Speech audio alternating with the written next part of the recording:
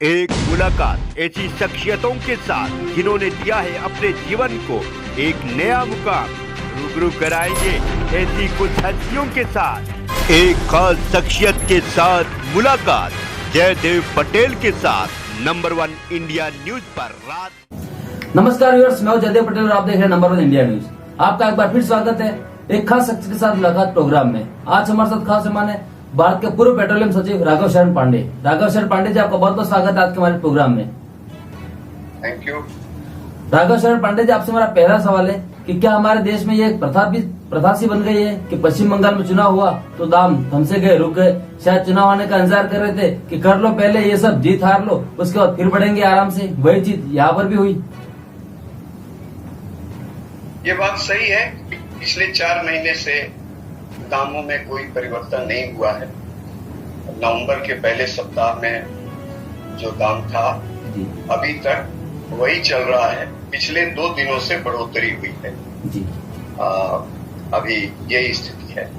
तो इसके कई कारण हो सकते हैं। दाम क्रूड के तो बढ़े हैं, नियमानुसार तो रोज रोज दाम बढ़ने घटने का प्रावधान है।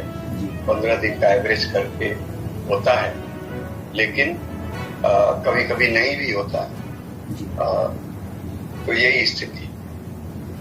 राघव शरण पांडे जी, क्या ये राजनीतिक हित है और देश हित की बात है?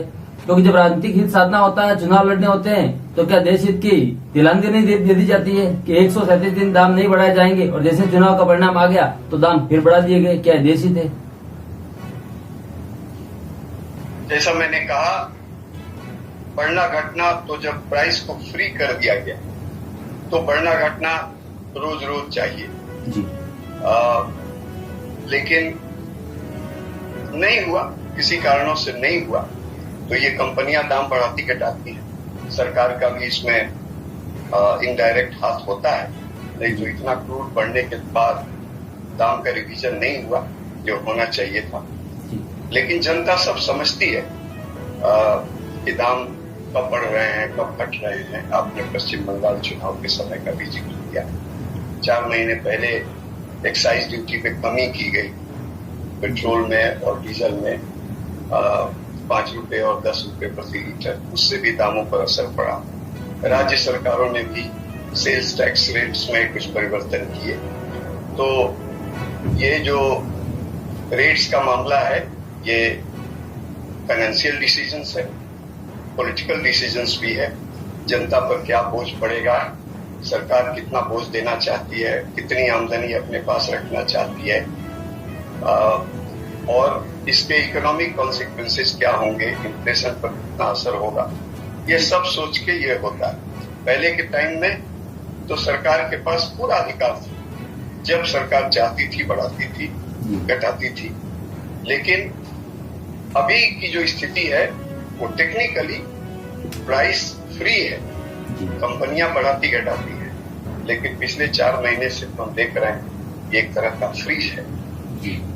तो स्थिति यही। राघव शरण पांडे जी, 23 लाख करोड़ रुपए एक्साइज बढ़ाकर तो केंद्र सरकार ने कमाए ना। अगर 9 रुपए 48 पैसे एक्साइज ड्यूटी पेट्रोल पर बढ़ाकर 32 रुपए 90 पैसे हो जाए, 3 रुपए 56 पैसे की एक्साइज ड्यूटी डीजल की 31 रुपए 80 पैसे हो जाए, तो ये कौन सा न्याय है आम आदमी के साथ? अगर एक्साइज ड्यूटी इतनी नहीं बढ़ाई जाए तो इतनी बार नहीं पड़ेगी हम पर। और क्या साफ इंडिकेशन नहीं है महंगाई बढ़ने की? ये बात सही है कि एक्साइज ड्यूटी के रेट जो अभी हैं वो पहले कभी नहीं थे।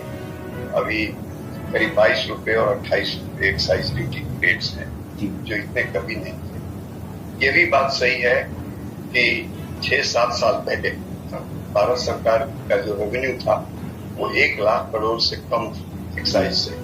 पेट्रोल प्रोडक्ट्स पर जो एक्साइज मिलता था वो 1 लाख करोड़ साल का मिलता था। अभी 3.5 लाख करोड़ के आसपास है। तो बढ़ोतरी हुई है। लेकिन अब सरकार फैसला करती है कि हम कहां से धन लाएंगे, कितना खर्चा करेंगे। सरकार बजट बनाती है, इन्फ्लेशन का भी ख्याल रखती है। इन्फ्लेशन अभी भी वो जो 4% ±2% का जो टारगेट है, ब्रॉडली अभी वहां तक है। लेकिन हाँ, अब ज्यादा दाम बढ़े तो उसका इन्फ्लेशन पर बुरा असर पड़ेगा। तो सरकार सब कुछ सोच के करती है और जनता की सरकार है, सरकार जनता के लिए सोचती है, कभी बोझ भी देती है, कभी घटाती भी है। तो ये तो सरकार और जनता के बीच का जो तालमेल है, सामंजस्य है, वो सब समझते हैं। सरकार भी समझती है, जनता भी समझती है।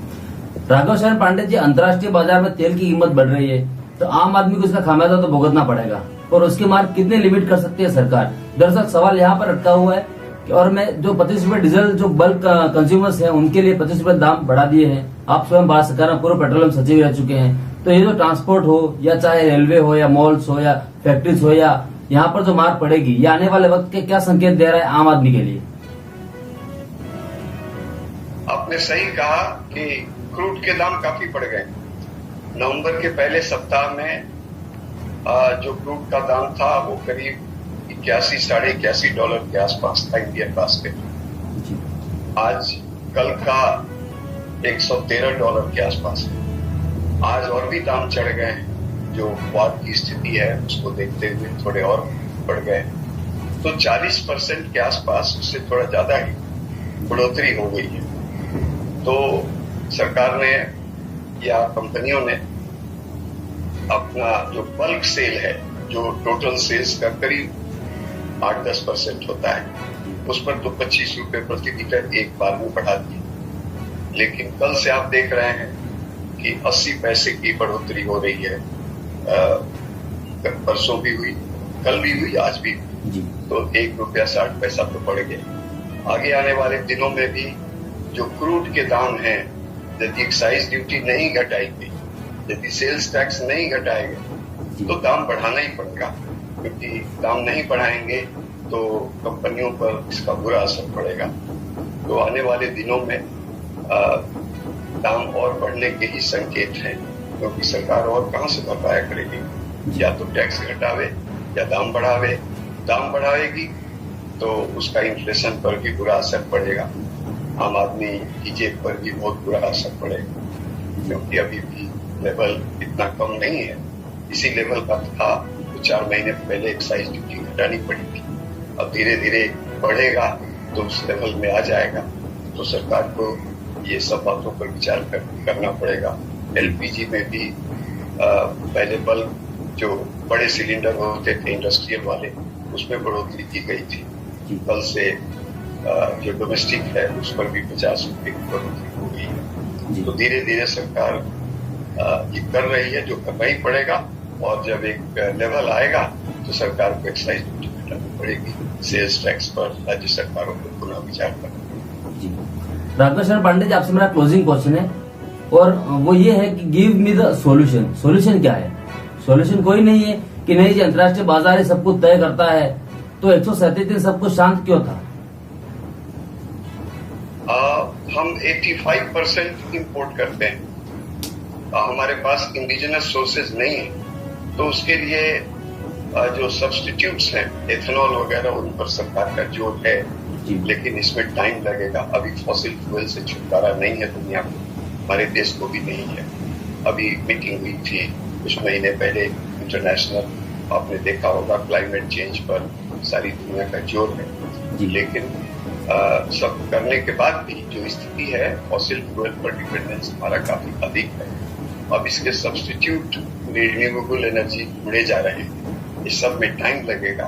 तब तक तो बाजार पे यदि दाम बढ़े तो हमें भी दाम बढ़ाना पड़ेगा और टैक्स घटाने पड़ेंगे। टैक्स अगर सरकार घटाती है तो खर्चा कहाँ से वहन करेगी? क्या खर्चा कम कर सकती है सरकार? तो ये बड़े माइक्रो इकोनॉमिक क्वेश्चंस हैं। तो मुश्किल स्थिति तो है, लेकिन हम निपटेंगे, और पहले भी निपटा है हमने। क्योंकि 2008 की बात है, जब मैं पेट्रोलियम सेक्रेटरी हुआ करता था। अचानक वो जो ग्लोबल फाइनेंशियल क्राइसिस थी, उसके दौरान ये क्रूड के दाम $147 प्रति बैरल हो गए थे। उससे तो अभी काफी कमी है। तो उन दिनों संकट की स्थिति हो गई थी। तो कैसे काबू पाए गए? उन दिनों तो सिर्फ 4 या 5 रुपए ही बढ़ाए गए थे प्रति लीटर। कुछ भार कंपनियों पर दिया गया, कुछ भार सरकार ने अपने उठाया। तो टैक्स के जो रेट थे, एड वैलोरम थे, उसको पर लीटर दिया गया। तो सरकार को भी कुछ कमी आई। और जनता पर भी कुछ बोझ दिया गया। कुछ दिनों बाद ऐसा हुआ कि दाम कम हो गए, कुछ महीनों बाद। जी अब इस बार भी वार की स्थिति है। वार कब तक चलता है किसी को पता नहीं है। यदि लंबा चला तो इसके बड़े दूरगामी परिणाम होंगे, क्योंकि ऐसे भी दुनिया की अर्थव्यवस्था पर, हमारी भारत की अर्थव्यवस्था पर भी धक्का लगा है ये पैंडेमिक में, ये कोरोना के 2 वर्षों।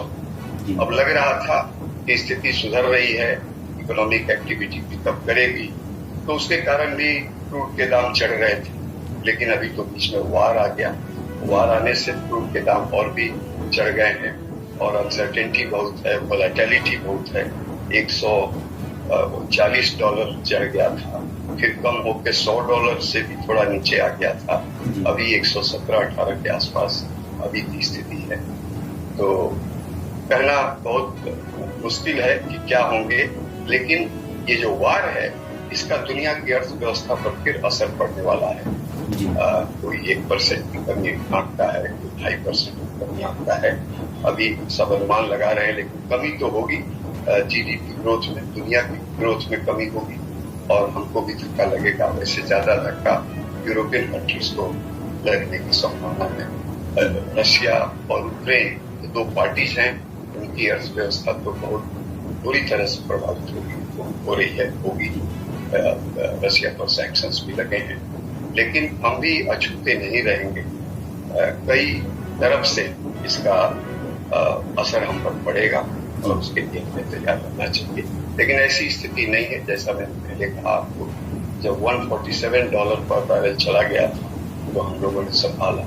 अभी उतना नहीं गया है, अभी भी संभलेगा तो निपटेंगे जो भी स्थिति।